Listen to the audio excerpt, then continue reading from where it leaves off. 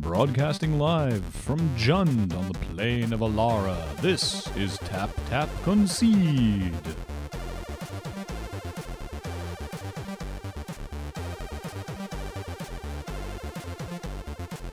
Welcome everyone to Tap Tap Concede. Just Jund him out. Just Jund him right out. It's myself and Kathleen this week. Yeah, Graham returning to intro hosting duties. Yes, though last week's episode with Jared talking about legacy. That was pretty good. Or sort of the Jared and Kathleen legacy interview.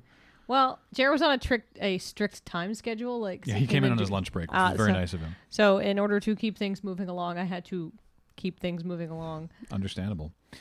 So today, I'm very excited, and I know that some of you are because I've had requests. This is the real-world mythical flavor origins of Born of the Gods. And we're a little late on Born of the Gods, and I'm going to do it as a separate show from Journey into Nyx. But we did this for Theros. Why are you doing it as a separate show? Because there's a lot. There's so much flavor. There's a lot. They're dripping with flavor. That's why I wanted, when we were doing the end of the Hero's Path episode, you to get mad at me from a flavor point of view. Exactly. For Erebos, hang out with cats. So for those of you who didn't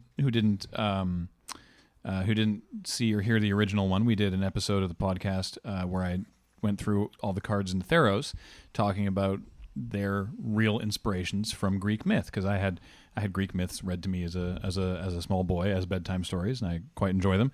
And there's a lot of even the dirty ones. I mean, maybe some of them. I assume they either went over my head or were content edited for television, basically. And then Zeus appeared as a shower of happiness. Yeah. And gave that nice lady a hug. Yes. So, we're going to go through a bunch of the cards in Born of the Gods and talk about their origins in the I say real world myth, in the myth of our world rather than the truth of the plane of Theros. But first, we're going to crack a pack, and Kathleen's going to lead us through this. Kathleen, you want to roll the giant green D20 of power since we have enough cards again? No whammies. Pretty high is going to be a reroll, but a 1 is actually not Homelands because of the way the pile is stacked. We actually get to do Shards of Alara. Oh, how it's appropriate! Right here on top, so we can Jund them. Oh gosh, I actually really love this block. Yeah, I moved Homelands to the bottom of the pile. Well, the very bottom of the pile is actually this all foil Alara block booster, but that's what you get when you roll a critical hit. That's the 20. All right, Paul, are you ready? Shards of Alara. Let's do it. Oh, God, I love this block. All right. First up, we have Druid of the Anima, which is a 1/1 elf for 1 green and 1. So 2 green, or 2 CMC. 1 and a green. 1 and a green. And she has tap, add red, green, or white to your mana pool. Sweet. That so seems she taps for your choice of Naya. That seems fine. That seems good. I'd run everyone likes mana elves, especially ones that fix. I mean, she's no noble hierarch, but noble hierarch is insane. So she's common though. That's good. So that's good. That means you're going to be casting big things if you can ramp it common. Next we have Thorn Thrash Viashino. Say that 8 times fast. Thorn Thrash Viashino. Thorn Thrash. Don't actually. Which is red and 3 and a red. Which is, he's a Viashino warrior. I don't know if these are relevant subtypes. And he has Devour 2. As he comes into play, you may sacrifice any number of creatures. This creature comes into play with twice that many +1/+1 counters on it. So if you sacrifice 1 creature, he gets 2 +1/+1 counters. Yeah, so that's pretty good. Devour was the Jund mechanic, I believe, of Shards of Alara. And and it doesn't stop there. Oh, and then you pay 1 green and he gets trample until end of turn. So if you sacrifice 1 creature, you get a 4/4. A 4/4 for 4 with conditional trample. And that seems pretty good. But if you have 2 irrelevant creatures because you play them late, you can get a 6/6. That seems pretty sweet. I like it. I don't believe Viashino is a relevant subtype, but it is sort of is warrior though. It's flavorful. No, Shards of Alara didn't have a lot of tribal interaction that I'm aware of. It was mostly the color stuff. All right, then moving on to Esper, we have the Courier's Capsule. It is a artifact for 1 and a blue, and it has 1 and a blue. Tap and sacrifice it. Draw 2 cards. So it's like slightly slower divination. Yeah, there was a cycle of these. There was the Executioner's Capsule in black was Doomblade. There was the remember the name of it. The white capsule was a disenchant, and there was obviously a red one and a green one as well. Oh, this one's real good. Rip Clan Crasher. It's bear, but it has haste, and it's a red and a green. 2/2 with haste for red and green. So it's a little harder to cast as a bear. It's not just one and a green. It's a red and a green, but that's fine with haste. I mean, it was a multicolored set, That seems sweet. So presumably there's lots of fixing. Not gruel, then You die. can easily get this guy on turn 3 with your Druid of the Anima. Mm-hmm. So that seems good. Then we have Gust Rider Exuberant. What a cool name. A 1/2 flyer for 2 and a white. So, but sacrifice Gust Rider Exuberant. Creatures you control with 5 or power or greater gain flying until end of turn. So you can. Now I could be wrong about the mechanic about Jund. One of the shard's abilities was controlling creatures with power 5 or greater. It was very weird. Well, it's probably not Jund, because this guy's white. Yeah, but it was. Oh, that's true. Of course, it wasn't a keyword mechanic, but it was like controlling creatures with power 5 or greater is relevant in some instances. It was very. I don't much care for it. There's a lot of big ass creatures. But maybe it worked. Here, maybe it worked at the time. Hey, this guy could put this in my kitty's deck because it has a picture of a kitty on it. Well, I mean, I might. I probably could actually. This is Soul's Might, sorcery for 4 and a green. Put X +1/+1 counters on target creature, where X is that creature's power. Oh, well, that was a way to get a creature to be more than 5 power, I guess. Yeah. Still, sorcery, not amazing. Yeah, but look at there's 2 kitties on this card. Oh, that's a plus. I mean, for that, it gets just an A+. Windmill Slam. What about this cat? Oh no, this is an undead Leo Tau. It's a zombie cat. Oh, sad. I have a grizzled Leo Tau on the art for that. Mm-hmm. All right, so this is a Jund card. He's a 3/4 for 6. That's 5 and a black, so that's not very good. I noticed all these are really easy to cast, except for the Rip Clan Crasher. We haven't even seen double mana cost yet, although it's a 3-color set. So for red, he gets +1/-1 until end of turn, and he has Unearth for 2 and a black. I think this is actually a Grixis card, which is blue, black, red. So he can get +1/-1 for a red. So you can make him You can make him up to a 7/1. A 4/3, then a 5/2, and then a 6/1. Oh, 6/1. Yeah. So you make him a 6/1 with Unearth. Wow, his Unearth is really cheap. It's only 3. Mm-hmm. So you can put 6 mana into him a second time, and you get a 6/1 with haste. You make a little non-trampling ball lightning. That seems, not great if they have anything. It's not amazing, but whatever. He's kind of cool. Obelisk of Esper. It's an artifact. It's 3, and it taps for white, blue, or black, because that is Esper. Nice. Fix it up. Seems very relevant in the set. Hey, this just got reprinted. It's Magma Spray. Magma Spray. 2 damage to target creature, and if that creature would be put into a graveyard this turn, remove it from the game instead. Paul, is this the first time we see Magma Spray, or is this a further reprint? I believe this was the first time that it was printed. Yeah. Yeah, Paul is nodding yes. So, the original Magma Spray. Oh, of course. That's what it was called. Here's the Dispeller's Capsule. This is the white version of the blue one, which is for a single white, so it's cheaper, but you have to pay 2 and a white to and tap and sacrifice. So it's 4 mana overall. Destroy target artifact or enchantment. Nice. Which seems like it could really get you in this set. Not so much the enchantments, but like the fixing. Ooh! Bant Charm. Charming. Now, a Bant Charm is, of course, the 3 Bant colors. It's green, white, and blue. Choose one. Destroy target artifact or put target creature on the bottom of its owner's library or counter target instant spell. Put target creature on the bottom of its owner's library is real good.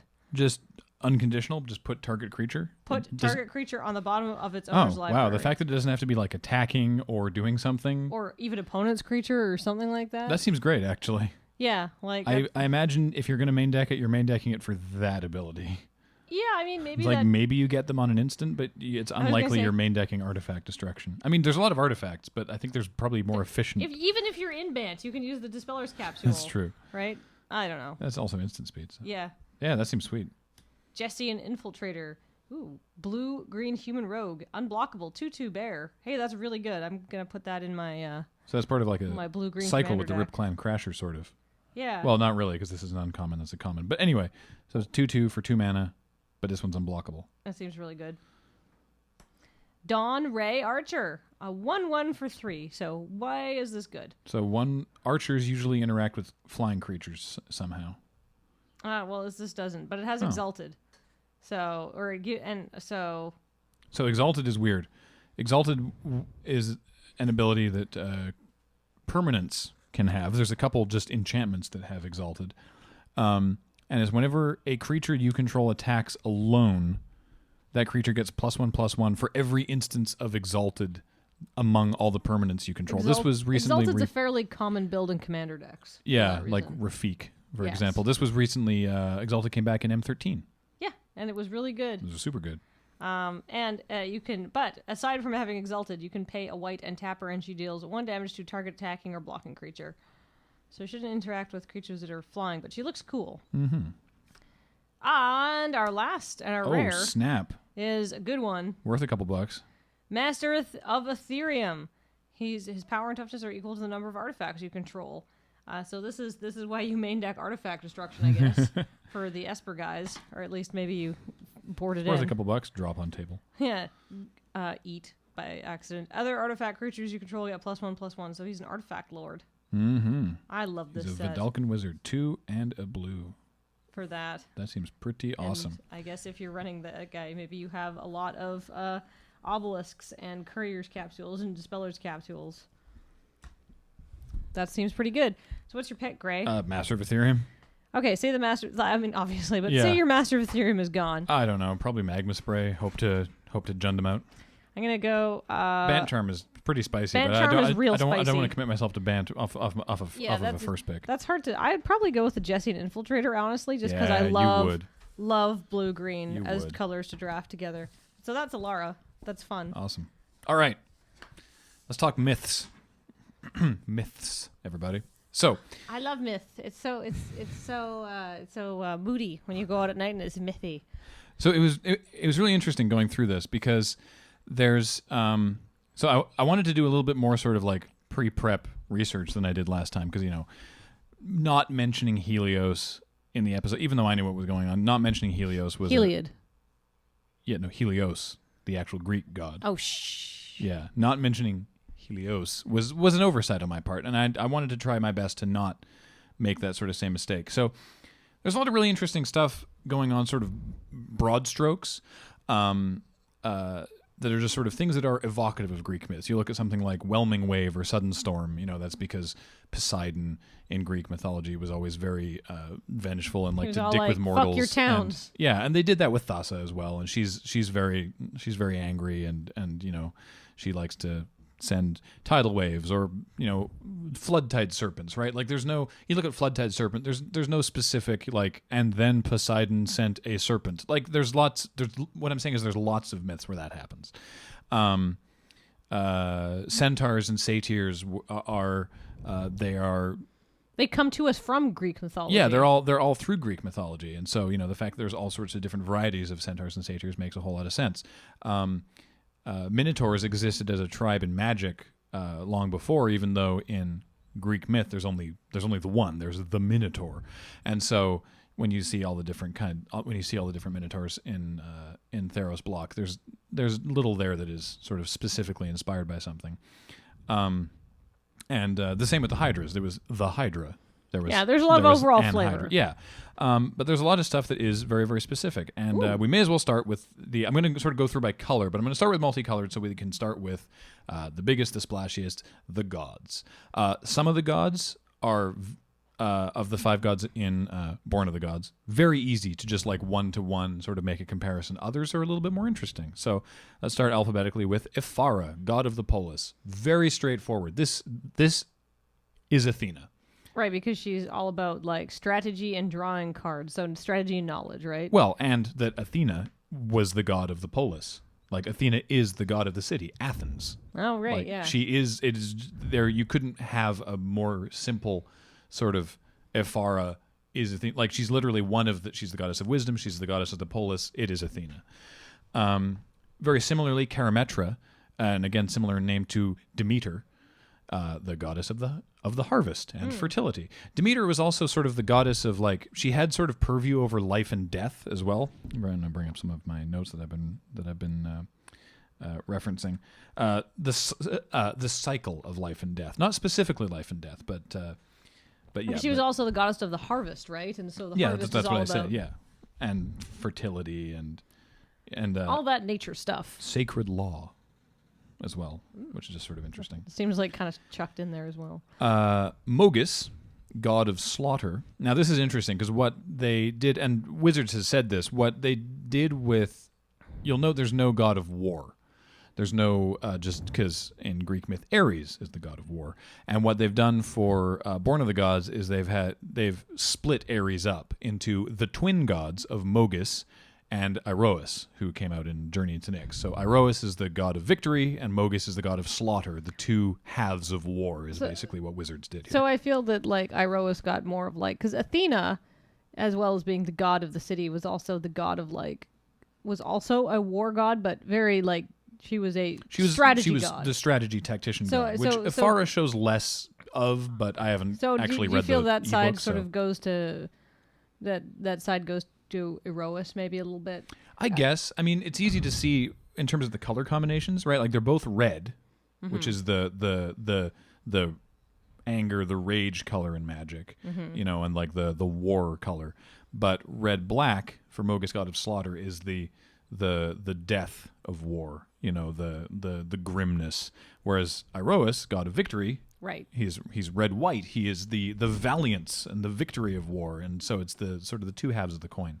And they both show up fighting on, of course, the dictate of the twin gods, because they're bros.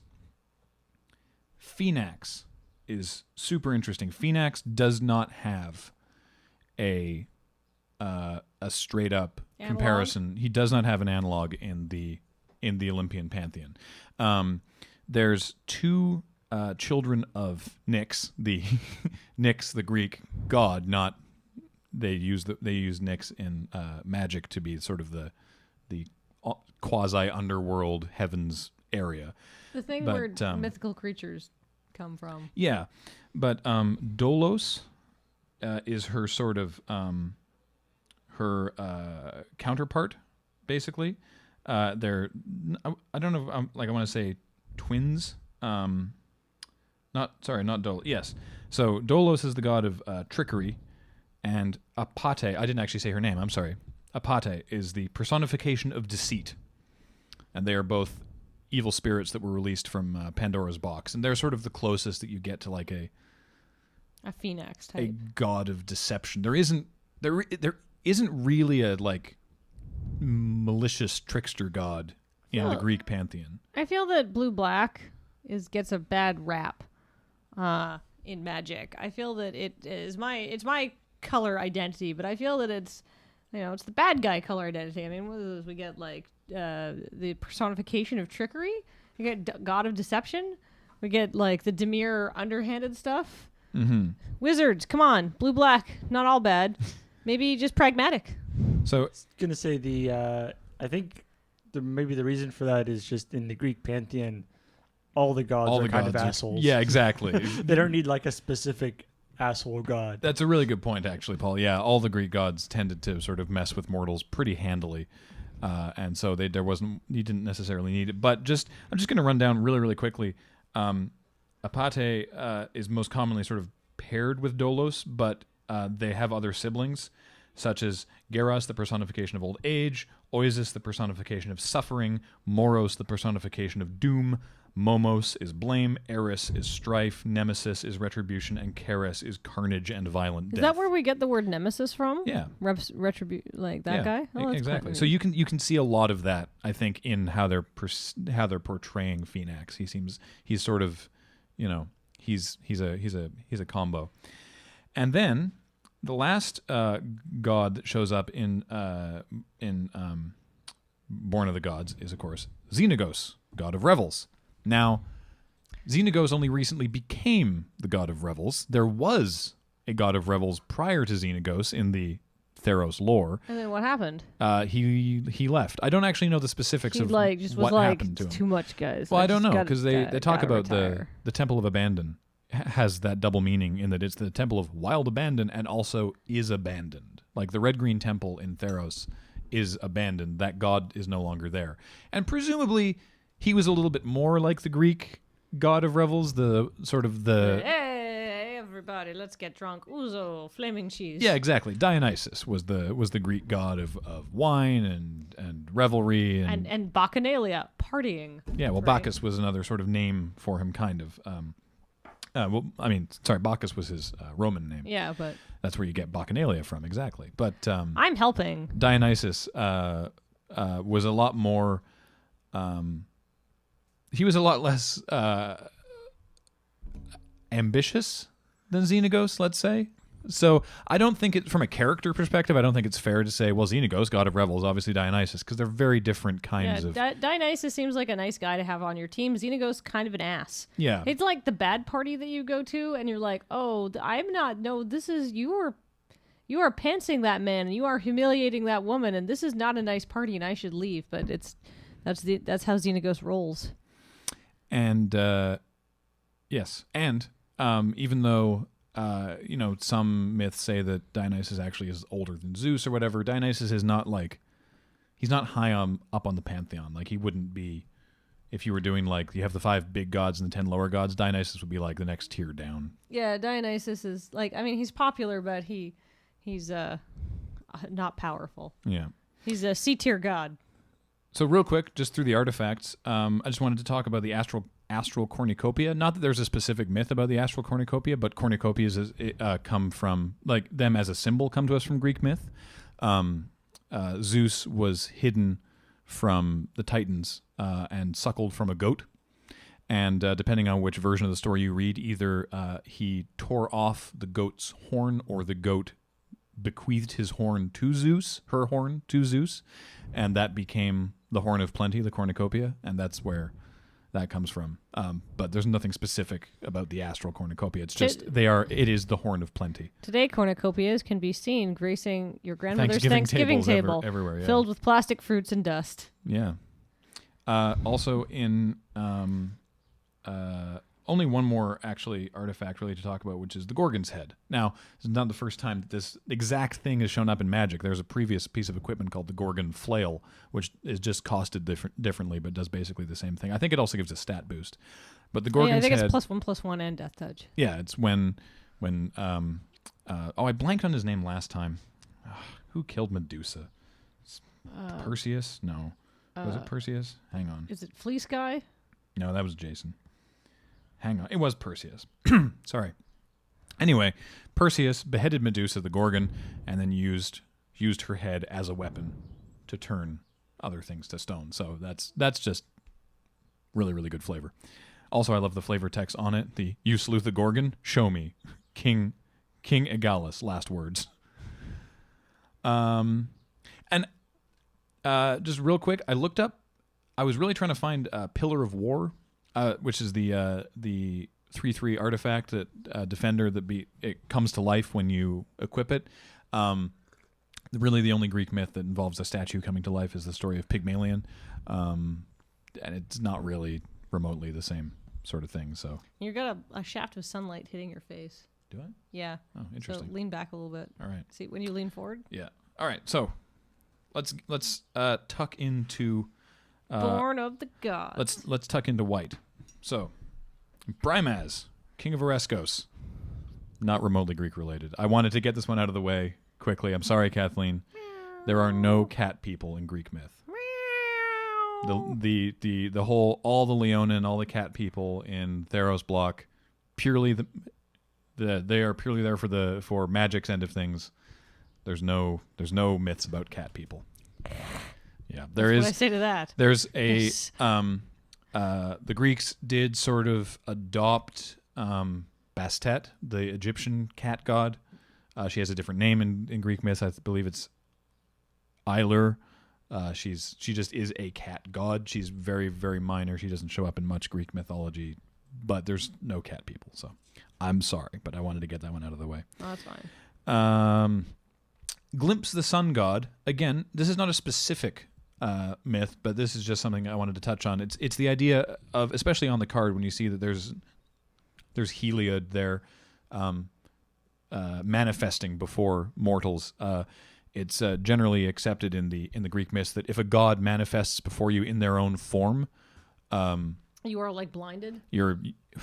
Variously you are blinded, or you go insane, or you just die. You cannot process such majesty, and you're just like incinerated by power or whatever. So that's why you have to avert That's why it's only a glimpse of the sun god, and they get tapped, even though they only saw crack.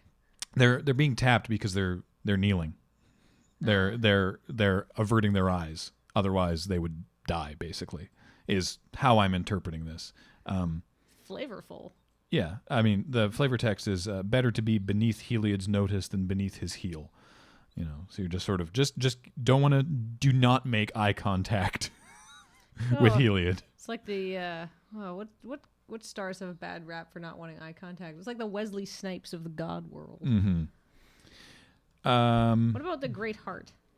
So there's a lot of like elk stuff. There's one or two more famous elks in Greek myth. There's times when like elk or deer. There's times when Zeus manifested as an elk. That's why they do that, so they can appear to mortals and not like make them go mad by appearing as animals. But there's nothing specific about it. Just be aware that elk.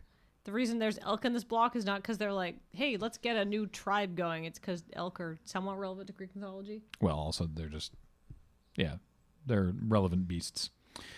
So I'm gonna sort of make an executive Greek myth flavor call here that the hero of Iroas, he's basically Hercules. Like, there's no card. We've now seen the whole block. We know that it's not forthcoming in Journey into Nyx. There's no card that I think you can look at and be like, oh, that's obviously Hercules. And this guy, he's a 2/2 for 2, so he's like, bare strength, but he's just a guy. He's a human, but he gets massive and big, and he is a hero. And again, his flavor text, he's referring to his fists. My left has felled a cyclops, my right has slain a giant, and I bring both to every fight. And that's very Hercules-esque. Yeah, I mean, it's like Kevin Sorbo was looking at me from the card. I mean, everyone should know Hercules or Heracles. Like, he is a figure of many, many mythologies. He is the demigod, the human of immense strength, who has myriad trials. So I think that's safe to say that you could call that as close as they get to Hercules on a card. The card that you forgot was in the set, Plea for Guidance. Sorry, what? Yeah, it's a 5 and a white sorcery. Search your library for up to 2 enchantments, reveal them, put them into your hand, then shuffle. Oh, blech. Right? No wonder I forgot this was in the set. Sorry, wizards. At rare. Just real quick. Is that just a trap? It says, on Theros, the dove is a symbol not of peace, but of discovery. Quick wings herald the arrival of a revelation. Doves are very relevant, especially for Athena, yeah. And that's mostly what I have in white. Spirit of the Labyrinth is super cool, but not actually relating to the labyrinth of the Minotaur.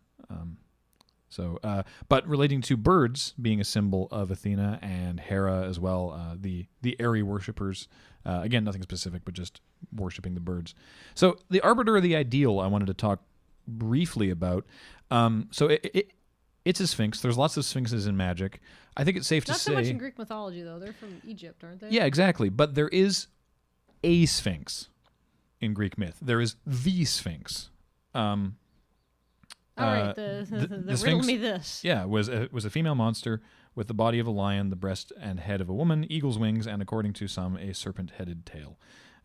She was sent by the gods to plague the town of Thebes as punishment for some ancient crime, and then, of course, you get the riddle of the Sphinx out of that. I just think it's interesting that not all, but most of the Sphinxes in Magic so far have been portrayed as male or animals, but primarily male. Say, this Sphinx looks like a lady, though. Yeah, exactly. This is definitely. I mean, even in Theros, you had the prognostic Sphinx, who was like an old man, and there's been tons of Sphinxes before, but the Sphinx of Greek myth, I feel, is being represented by the Arbiter of the Ideal here, even though her ability is not necessarily related flavor-wise to riddles, to what her ability does. Yeah. You know what she is, though? A removal magnet. Yes, indeed. So lots more stuff talking about oracles and chimeras and many things. Not much else in blue specific, but one of my favorites, one of a limited card I very much like when it's on my side of the table, and a myth that I very much love, the Vortex Elemental, is Charybdis. Really? Yes, in the Odyssey, at one point they have to navigate their boats between Scylla and Charybdis, which in less and less these days can still be used as basically between a rock and a hard place, caught between Scylla and Charybdis. Scylla was a horrible beast with sort of like a woman's upper half of her body and tentacle legs and like the forequarters of dogs like coming out of her midsection. She had like 8 pairs of dog legs coming out of sort of her waist region. She sounds like a Dark Souls monster. Yeah, she was really, really terrifying. And on the other side of this narrow channel of water was Charybdis, the massive whirlpool. And so if you didn't navigate perfectly through, you'd either get swallowed up by Charybdis or eaten and destroyed by Scylla. Was there any other way around? Nope. Because it's the myths. It's the only way. Yeesh. Yeah, and so I enjoyed the story of Scylla and Charybdis when I was a kid, and the Vortex Elemental, the massive whirlpool that swallows boats whole, just makes them go away, is definitely Charybdis there. So I was sure that there was something with the Black Oak of Odunos. There isn't really. There's no specific myth about the tree made of doom, made of souls. But I thought you might find this interesting, because there's all the dryads and stuff, and in Greek, dris, D-R-Y-S, means oak, and dryads are specifically the nymphs of oak trees. Although the term has come to mean all tree nymphs in general, dryads are specifically oak trees, and so... Oh, is there, like, if I was, like, a birch nymph, I'd be something else? If you were a nymph of a walnut tree, you would be a caryatid. Oh. Which was in Theros, the Sylvan caryatid. Yeah. Yeah, and Alceids and all the different nymphs. It depends on what tree they come from. They have different names. Oh, yeah, there's the Sylvan caryatid. So those are walnut trees. Mm-hmm. Was there not? There was Alceids too in Theros, wasn't there? I don't know all of them offhand, to be honest. But yeah, that seems familiar. They are different. Yeah. So Fate Unraveler is a little interesting. Black? Yeah. In black? So. I mean, obviously that's a reference to like the fates. Like. Yeah, which is weird because we had them in Theros. We had the triad of the fates, which were the three fates that that spin the Clotho, Lachesis, and Atropos. Yes, they spin the thread of life, determine its length, and then cut it when the time is done, and they weave the tapestry or whatever. And this is basically one of the fates again, unraveling the tapestry of life. It's a little odd, sort of a repeat, but a really good card, so I don't really care. Guild. Now this is. I thought this was the only reference we'd have to King Midas, but he shows up. As we know in Journey to Nyx, King Makar himself, the card shows up. But of course, this is the story of King Midas, who everything he touched turned to gold. He was cursed. So maybe we could talk more about him when we do the Journey into Nyx. I think so. Thorough review, but just know right now that Guild is a reference to King Midas. Yeah. Although it's all upside for you and downside for your opponent, it's not very cursy. Mm-hmm. But speaking of referencing something more than once, Weight of the Underworld does more service to the myth of Sisyphus than Titan Strength did. We talked about Titan Strength in the Theros review because the image is a guy pushing a boulder up a hill, which is the image of Sisyphus. But when you look at Weight of the Underworld, this is A, much more in flavor because it is harmful and not giving strength, and B, the flavor, or the flavor text. Proud Alcmenos, who would not bow to Erebos in death, is now bowed by his own hubris for all eternity, which is precisely the story of Sisyphus. Sisyphus wouldn't... He showed hubris to Hades, and as punishment, he is forced to push the rock up the hill for all eternity. And I like that this is much more in flavor with it, because obviously, practically in limited anyway, you're trying to use this as a removal spell on something with 2 toughness, but sometimes you can't always do that, and in those instances, you are not killing the creature, You're just making but you their are life making it weak awful. and ineffectual. And that's all you can do to it, which I kind of dig. I mean, of course, he's also in the Atlas. He's also in sort of the Atlas pose, and again, so it's sort of like, this is like a chain. Titan strength, I was like, oh, that's sort of visually Sisyphus, but it's not really flavor-wise, but all right, cool. And now we have visually Atlas, but flavor-wise Sisyphus. Sisyphus, and then in Journey into Nyx, we get actual Atlas. Full-on, yeah. Right. So, sort of interesting. So here's the Odunos comes back again, like in the Odunos River Trawler. Yeah, that's just a town that or one of the polises, or one of the areas that they've made up for Theros. The other thing, right? I wanted to mention the Returned. That's a complete sort of Theros magic fabrication. Super cool, because they wanted to figure out what a zombie in a Greek myth sort of world would look like, and I love the mythology of the Returned, but not really Greek. In its Greek origins. didn't have zombies. It was hard to get out of the underworld. Yeah. Once you're there, they had you. Yeah. Nothing specific with Follow the Hammer. I just like the idea that Perforos is actually hitting things with his hammer. I don't think Hephaestus ever got quite that angry. So I've been talking about how a lot of stuff in Magic is taken from Greek myth. There is the Hydra, the Sphinx, the Minotaur. There's also the Phoenix, so the flame-wreathed Phoenix. I mean, I feel like you all know the story of the Phoenix, which is the bird that lives for hundreds of years, and then it, basically it lays burns, an egg and it burns up, and then the burns, flames and from the ashes of itself, then the egg hatches and so that shouldn't be much of a surprise. One of the most direct translations from Greek myth to Magic card is the Impetuous Sun Chaser. I was very excited to see this guy, even though he's not that amazing of a card, to be perfectly honest, because this is Icarus. This is very, very clearly Icarus. The story of Icarus is that he and his dad Daedalus, who were that's good trivia. Yeah, who was a craftsman. They built wings for with to fly. And as I'm sure you've heard the phrase time and time again, Icarus, with his young, headstrong way, flew too close to the sun. And why was that a problem? This is why that phrase is relevant, because the wings were made of feathers and wax. They were held together with wax, and when he flew too close to the sun, the wax melted, the wings disintegrated, and he fell to his death because he was too cocky. Were they imprisoned somewhere over there, had to make wings, or they just wanted to get some good photography? Yeah. I think you're probably right. I don't remember it that well, I'm afraid. I don't know. But yeah, so now. Oh, by the way, Daedalus built the labyrinth for King Minos. Really? Where the Minotaur was. Oh, it's such a small world. Right. Then Minos imprisoned Daedalus in the labyrinth because he didn't want to pay him? Well, no, because he gave Minos' daughter Ariadne the ball of string to help Theseus survive the labyrinth.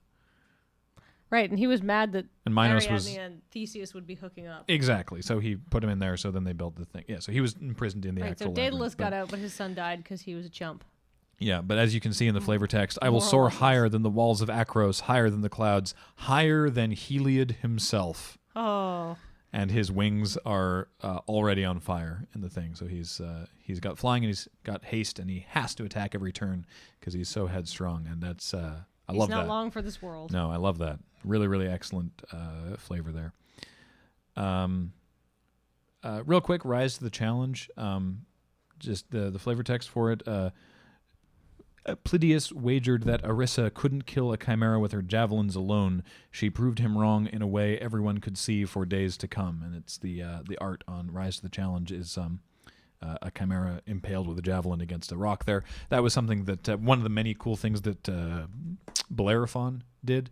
I mentioned the Wingsteed Rider was sort of Bellerophon-ish because Bellerophon was the only person who could tame the Pegasus. But again, there's Pegasus all over Magic. But one of the other things was to kill a chimera with his javelin. Okay, this I think is kind of cool. Last time I talked about the Vulpine Goliath as being there actually was a giant fox in Greek mythology. I think my Greek myth deep cut this time is probably going to be the archetype of endurance. That's not just a beast because they need a big green dude? Well, that's the thing. It could have been just any beast, right? So why did they make it? Oh. Why did they make it a boar? Because you've had Big Pig and then Bigger Pig, and now I guess this is Biggest Pig? Well, so... wait, we already had Biggest Pig? I thought we did. I don't know. So I did check into the other archetypes. It seems like there's some pretty interesting flavor going on with the archetype of aggression, but I'm not entirely sure what if that relates to an actual myth. But the other one's not so much. But why did they make the archetype of endurance a boar when they could have made it, just a beast or... Another gigantic cute fox. Another elk, like anything. And the flavor text, despite its fearsome stature, it was as elusive as a shadow, circling around to stalk those who presume to hunt it, because they have hexproof. Well, one of the labors of Hercules was to capture the Erymanthian boar, which was a boar that was notoriously impossible to catch. Basically, it was it could not be caught. So one of the labors of Hercules was, all right, go catch the Erymanthian boar. And I feel like that's connected. Like I don't think there's any reason to make that a boar otherwise. If you're not, like, it has hexproof, it's hard to catch. There's that flavor text. I don't think it needs to be a boar for any reason other than making that connection. Neat. Now, is Charging Badger? Oh, I looked so hard. Almost as hard as you looked for the kitties. Charging Badger, not relevant in Greek myth. I'm really sad. I'm sorry, everybody. Nor so is Noble Quarry, by the way. Very interesting. Greeks at the time believed unicorns existed, but they do not feature in Greek mythology. Just thought that was interesting. Huh. Yeah. No unicorns in Greek myth, but they thought the people who lived at the time thought that unicorns were real. So I just thought that was kind of neat. That is neat. And two more. No, they're raised by. Oh wolves. yeah, sorry, 3 more. So right, yes, raised by wolves. So not more Roman, I think. Yeah, not Greek. This is actually part of the Roman creation myth, the myth of Romulus and Remus, who were raised by wolves. They were the twins who were indeed raised by wolves. But you know what? It's a great card. It's good. You get 2 wolves. You can name them Romulus and Remus. No one said that wizards had to stick to Greek myth. I don't think they made that rule for themselves. They're primarily Greek, but it's a good design. It's really flavorful. More importantly, the card finally shows cats and dogs living together in harmony. Exactly. I believe actually on the Drive to Work podcast, Mark Rosewater was talking about Theros, which was originally going to be Greek and Roman. Oh, okay. And then they basically had so much stuff. They're like, you know what? Let's just make it Greek. And then just like a couple Roman things. So snuck yeah, through. maybe this is snuck through from the previous version. I did read an article on Daily MTG about Raised by Wolves. Well, not about Raised by Wolves specifically, but about the lead designer for Born of the Gods talking about it and basically being like, well, it's Roman, but yeah, it's pretty good. I think he said something to the effect of, Theros took a lot of the good stuff. So we wanted to make sure that we had a couple things. So 2 more, one pretty clear and one more that I'm sort of deciding to infer because nobody's challenging me on it. You are the self-appointed and unchallenged expert of translating Greek and Roman mythology to Theros flavor. Yeah.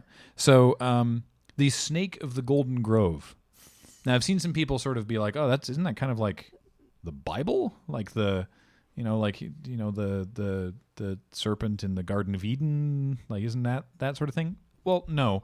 I mean, maybe it was inspired by the same sort of root, but the Colchian dragon was a giant serpent which guarded the golden fleece in the sacred grove of Ares. Okay, so yeah, that's pretty Yeah, it's the Snake of the Golden Grove, pretty clearly the Colchian dragon. When Jason and the Argonauts came to get it, the beast was either slain by the hero or put to sleep. It depends on which version of the story you read. But what I love is the flavor connection here. At least I think it's a flavor connection. The teeth of the Colchian dragon were harvested by King Aeetes for their magical properties. So either you leave the Snake of the Golden Grove with its teeth, in which case it is a 7/7, or you take its teeth, in which case it is a 4/4, and you use its magical properties to gain 4 life.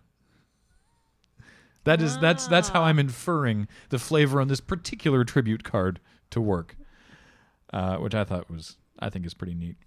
And the last one I wanted to talk about, very unassuming. Our friend the Swordwise Centaur. Really? Yeah. I thought he was just a 3/2 for 2 because it's good. Also good, but if you look at the art, it is inferred to be, or at least from the story of the Theriad, the story of Theros. If you look at the art, it is implied that Centaur is actually training a young Elspeth. Right. And the flavor text, the girl who would become the champion of the sun hacked furiously at the practice dummy.